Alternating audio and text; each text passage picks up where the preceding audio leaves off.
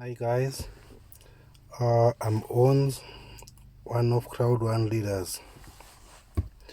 I just want to help some of the guys on how to use a Bitcoin when about to pay for a package or you want to upgrade. I know most of the people, they don't trust giving someone money for a gift code because there are a lot of scammers around the world when whatever we're doing in our business, but there are those who will make sure that they will do a scamming. So when you're about to pay for your package, it's either you're doing an upgrade or you're starting to pay for a new package. On your back office, you go to a back office after opening your account. You go to a back office. If you're about to do an upgrade, your back office will be like this. And then if you are just started and then you want to pay for a new package, this is what you will get on the back office. Here we'll have to choose for a package. Since now I'm on a gold, so that's why you see that I must upgrade from gold to titanium. But if maybe you just started and then you want to pay, you will have on your choosing that you must choose for a white or a black or a gold, a titanium, depending on which package you want to choose. This is what you will get, guys. And then what will happen next after choosing the package you want to pay for, you will get this screen. On the screen you have a select, which is you're selecting the package that you want to pay for. If you're choosing a white, it will show you the white package and then you will have a select at the bottom. So after pressing the select at the bottom, the system will take you to the next page. On the next page it will give you the options to pay. Then if you want to pay with a Bitcoin, what you will do is to press on the Bitcoin. This is how it will show you after pressing on the Bitcoin. If you're pressing Ethereum, and then this is what it will show you. But let's say for argument's sake that you're using a Bitcoin. After pressing a Bitcoin, guys, you will have a continue at the bottom. And then you press continue. This is what is going to show you. One thing you must make a point of that, guys, you take it seriously, is the address, which is the Bitcoin address. What you do on that Bitcoin address, you press and hold. You will have a copy, share, select all, whatever it is you see there. What you must do there is to press copy so that you get the Bitcoin address the way it is. And then you must know the amount of Bitcoin that is needed for you to pay. Then your next step is to go on your Luno, which is the Bitcoin wallet that we'll be using. On your Luno, after opening your Luno, you will have your home screen like this one. This is my Luno. And then you press wallet. On the wallet, if you don't have money on your Luno, so what you will need to do is to load money on your Luno from your bank to your Luno. What you will do here, guys, will press on the currency of your country. For mine, it's a rand. Then I pressed on the ZAR, and then this is where it took me. After this, you just press deposit. After pressing deposit, it will take you on this screen, depending on the bank you're using.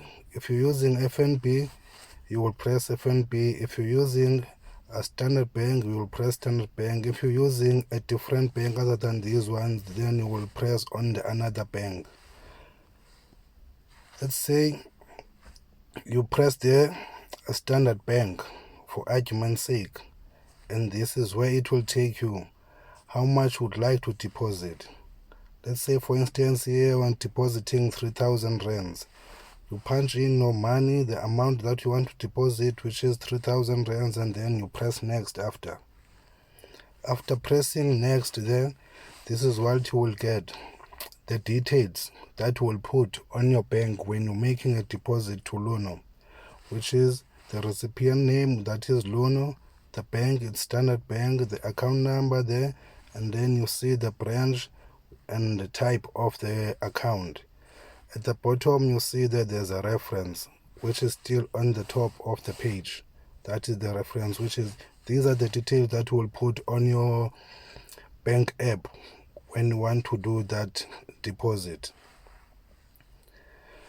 At the bottom, guys, what you see there, the same page, but sorry for that, I'm using a phone so I can't see all the page, the rest of the page. That's why now you see there as if it's the next page, but it's the next slide, but it's the same page.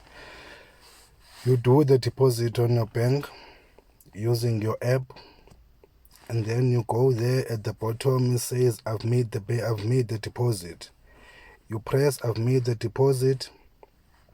That's where it will take you, and then after this one you'll just press got it. After pressing got it, which means after Luno received your payment, as it is written there, the payment, the money will be on your Luno account, which is on your Luno wallet. And then you go back to your Luno. What you want to do there on your Luno, what is it that you would like to buy? You want to buy Ethereum or you like to buy a Bitcoin? Now that you want to buy a Bitcoin, you just press the Bitcoin. And then you have this one that asks you, how would you like to pay for your Bitcoin? Are you paying with the Ethereum or you paying with your currency of your country? Since let's say you deposited money on the currency of your country, then you just pay there. For me, I will just pay ZAR or wallet, which is I'll be using a rands. The next step is for how much Bitcoin that I want. Since I deposited 3,000 rands, then I'll say I want 3,000 worth of a Bitcoin. Then after that, I will press next. This is where it's going to take me. After pressing the amount that I put it, that is 3,000, I press next. On my next page, it shows me this one. Here I will have to send now the Bitcoin to my crowd1. Then I will have to press send. After pressing send, it will ask me which of these cryptos that I want to send. Am I sending a Bitcoin or am I sending an Ethereum? So I'm sending a Bitcoin, then I press Bitcoin, and then it takes me to the next page. To the next page, that's where I will put now the Bitcoin address from my crowd1 back office. I'll press and hold there. You will see there's paste there. Then after pressing paste, that's where I will see my Bitcoin address there. And then pressing next, and then it takes me to this page.